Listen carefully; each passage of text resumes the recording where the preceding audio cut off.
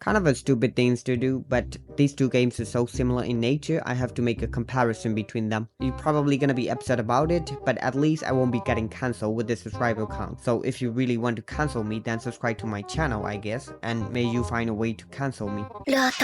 3D models and character design. Once a wise man said, a gacha game without Guna bait is not a true gacha game.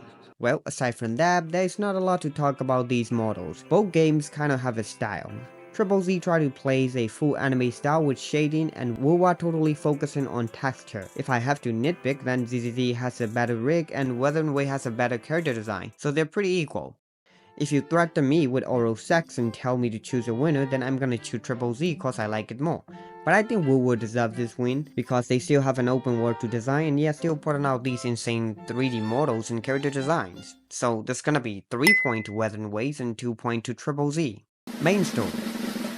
This is a tough one because in the past, Triple Z might have easily won, but Wuthering Wave is now becoming more and more better with their story. It is hard to determine which one is better, but I have to choose a winner here because if I don't, this video gonna be way more pointless than it already is. Both stories are very similar in many ways. The entire narrative style of wandering off to side articles that are slightly or majorly shift focus away from the main story plot, side characters that are really good and hold different values to the story. Not everyone is important on the same level. Main story plot point being well established and both games have a good story and storytelling. But there is one major difference. Triple Z's story is much more fleshed out than you think it might be. You got your siblings who have a clear goal in their mind, have reasonable motivations, and have their own agenda to reach that goal. Every action they took has been driven by the desire to try to achieve that. They have their own personalities and even own a fucking business. Most gacha players don't do that kind of shit. As far as the main story goes, the focus of the entire story was slowly introduced and it has a fully fleshed out plotline to it now, which is really great.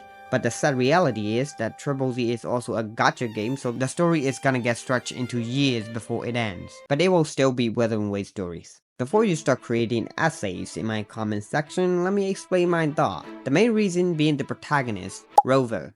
To be honest, Rover is kind of a joke of a character.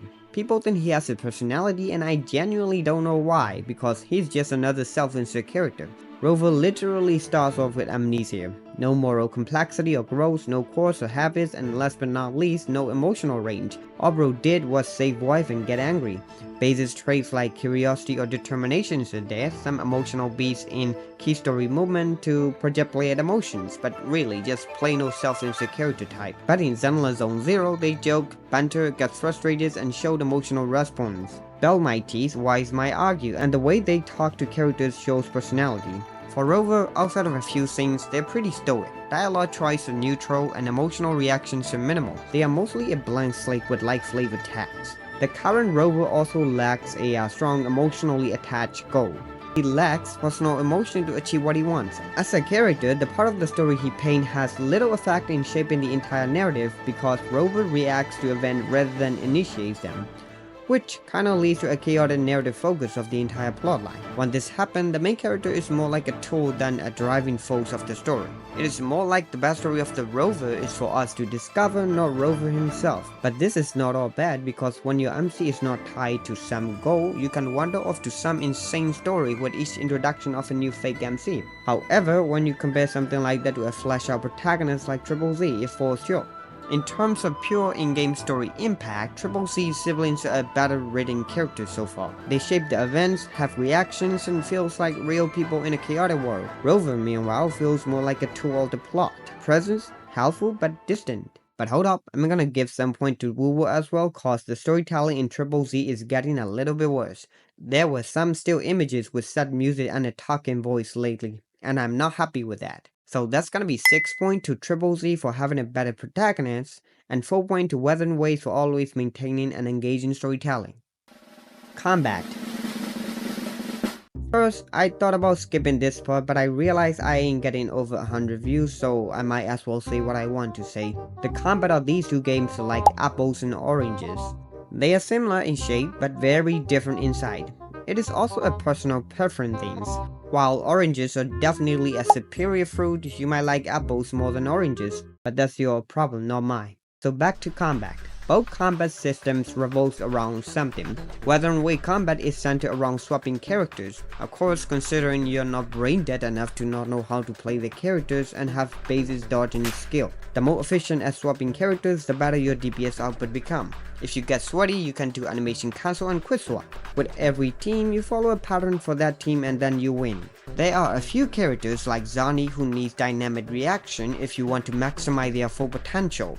The difficulty is very visible and mechanical, but that's also kind of the ceiling. Once you learn your rotation, there is not a lot of decision making left in the movement to movement gameplay. It becomes about refining execution, not making split second calls. Triple Z combat on the other hand revolves around filling up bars, or stacks, or numbers. You got your stand meter, anomaly bar, ultimate dexible, energy bar, and character affiliated stack. On the surface level, the game seems really boring and easy, right? Once a bar is full, you make use of it. And sometimes the game even told you what to do by slapping this kind of screen in front of your face. You just basic attack and do what the game told you to do, then you win. But when you get sweaty, that is where the fun begins. Due to the nature of Triple Z combat being unpredictable, you gotta make decisions on the fly. For example, let's say Sambi got her skills and the enemy got half the stack. Now, you gotta think, should I use my skill now? Is the enemy attacking? If so, dodge counters will fill up all the stack. If not, should I just save time and use my skill to fill up the stacks? Is the enemy near death? If so, I should just go for basic attack to fill it up and save my skill.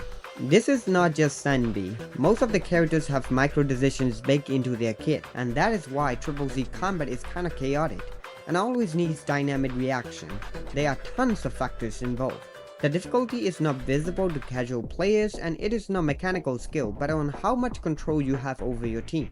Sometimes trying to achieve the max potential of a team is near impossible, and when you just do what the game tells you to do all the time, you're fucked. But the casual part is too casual that all casuals are getting casual about the game getting oral fucked by power creep. But there is 15 points waiting, so 9 points to Triple Z for bringing dynamic decision making and a deeper layer to its gameplay, and 6 points to Wuthering Waves for having engaging combat. With this, I declare Triple Z to be a superior game than Wuthering Waves.